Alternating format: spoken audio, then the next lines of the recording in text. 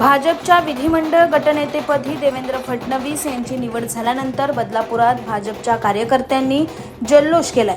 राज्यात भाजपच्या सर्वाधिक जागा निवडून आल्या असून त्यामुळे मुख्यमंत्री भाजपचाच होणार हे निश्चित आहे।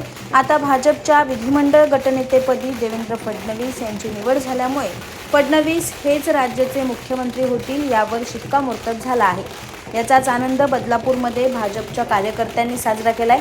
बदलापूरच्या गांधी चौक परिसरात भाजपच्या कार्यकर्त्यांनी एकत्र येत फटाके फोडत ढोल ताशाच्या गजरात आनंद साजरा केला। यावेळी भाजपचे पदाधिकारी उत्तम विशे, शरद तेली, संजय भोईर, राजन घोरपडे, संभाजी शिंदे यांच्यासह अनेक कार्यकर्ते उपस्थित होते।